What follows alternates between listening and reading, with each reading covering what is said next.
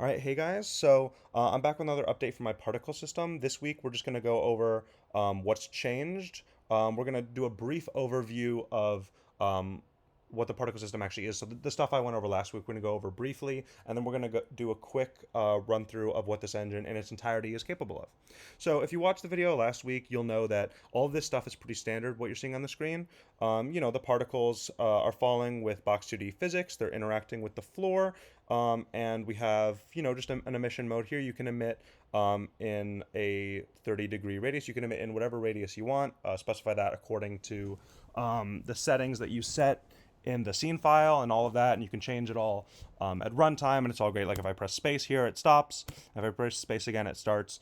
Some stuff we didn't go over last week is the ability to kind of change the emission angle at runtime. You can see I'm pressing up, and it's going up, and pressing down, it's moving back down. So the emission angle can be changed at runtime. If I press, you can pretty much change all of the emission values at runtime. Like if I press R, I can reduce the amount of, you can see down here, the amount of particles to be emitted can be reduced. If I press E, it goes back up, bring it back up to 60. If I press right, I can increase the size, I can decrease the size, all that good stuff you can do in Engine. Something that's on screen that you might not remember from last week is you can see down here these particles are doing multicolor changes. So they start out white, then they go to yellow, and then they finally end at red. And basically, if you look at the JSON file for these scenes, you can see that I'm basically giving it a color and a percentage of the lifetime that it needs to be this color at. So I've added multicolor gradient support, which pretty much opens up a million new doors for particle systems. You can make more convincing looking fire, water, dust, just all of the good stuff that you normally use particles for. And yeah, so that's pretty much this scene. One of the things I wanted to show you that I guess I'll pull up in the next scene actually. This is something new that I added this week. If you go to the game config and we change this to, I believe it's loop, the demo scene that I had. So you'll see that I added a new movement system. So before, particles could only really move according to gravity and linearly in a direction. But now what I've done is I've added the ability for particles to move in sine waves. So they start out here, they're just spawning in a random position in this area right here, and they're just kind of moving in their own sine waves. So if I pause it, it's a bit easier to, or if I decrease the amount of particles being emitted, if I decrease the amount of particles being emitted, it's a little easier to tell what's going on here. Let's see.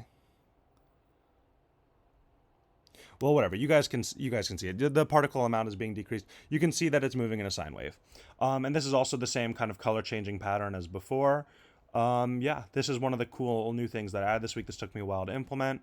But yeah, and you can also, while they're in the sine wave, you can still change the direction. So you get this really cool kind of effect. And something else you can do in the sine wave that I think looks really cool is if we go here and we go to, let's open up the loop thing really quickly so I can change it. Scenes, loop. And we go change the emission direction range. Let's make that like 10 or so, nothing too big, otherwise it might be a little overwhelming of an effect. But you can see it kind of emits more in this cone type situation. And you can really use this to create all sorts of amazing effects. This was one of the ones that I found while experimenting with it that I was really excited with. I really like how this one turned out. But yeah, so the sine wave thing is one of the new features I added this week. For an additional look at what that looks like, we can look at the screensaver preset that I made. Let's go here. This also kind of gives a really nice look at the color changing thing and another aspect of it too. So you can see they're moving in a sine wave, and I added another growth pattern this week, so they can grow exponentially as well. Actually, I'm not sure that I added growth patterns last week. I think I just had them be linear. So actually, I added the ability for particles to grow according to a pattern this week. So you can see right now they're kind of staying around the same size until they get to here where they explode. That's the exponential growth pattern. So just kind of growing exponentially, and here is about where they just take off in size. If we go to the fire preset, you will see the sine wave growth pattern.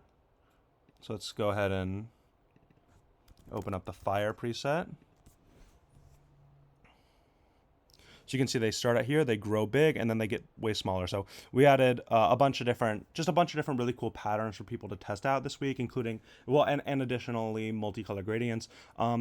Unfortunately, yeah. So the physics is about the same as it was last week. No real major changes there. We just added a bunch of new really cool ways for devs to express themselves with these particle systems. The big thing was multicolor gradients. That really opens up a bunch of different doors. And I really like the sine wave stuff too. So now that we're kind of done going over the particle system, we can talk about kind of what the engine is capable of by itself. So if I go into the Finder and I go to my directory here, so this is the directory, right? This here, this resources folder, this is basically the game. This contains the configs, the images, the Lua scripts, which Lua is the host language of the engine, and you can see C++ is the backend here. So this is just the scripts for my particle system. Yeah, you can see just there are a bunch of different scenes here you can load. So here's my resource folder. This just contains all the particle demos that I did. Let's just rename this particle demos.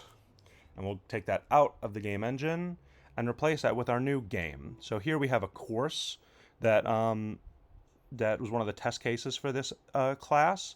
So we have course. Let's rename it resources. Open it up. And you'll see a bunch of different new component types, templates, which are basically prefabs, scenes, all that good stuff. And let's take it for a spin. Let's run the engine, and whoa, look at that. So this is a new scene, a new game, one could say. And this kind of more accurately shows off how, you know, you can use Box2D to like simulate all these collisions, the movement of the ball, transforms and all of that. Just a bunch of, you know, add forces and all of that stuff, all that really good stuff. This engine works by using composition in a very similar way to Unity. All of these components that are attached to these game objects or actors that we call them in our scene. So for one of the, this is the loop scene. This is the JSON for the loop scene. So you'll see every scene is kind of just like a list of actors. Here's the name of the actor, particle tester, and then we have our list of components here. So yeah, it works in a very similar way to Unity. It has all of the expected life cycle functions. So we have on start, we have on update. This is the system that allows me to alter the particles while they're emitting. And yeah, there's a lot of stuff you can do with it.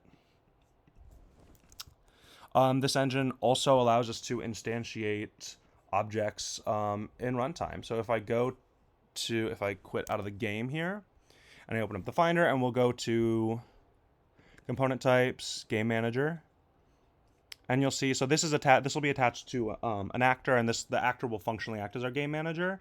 This is basically the stage, you know, with tiles according to the stuff here. This just kind of shows how you can create new components at runtime, and just, you know, do all the stuff that Unity lets you do. So yeah, I hope this was a nice little overview of what my engine is, what you could potentially use it for, how it's structured, and just a nice little update for my particle system. All right, see you guys.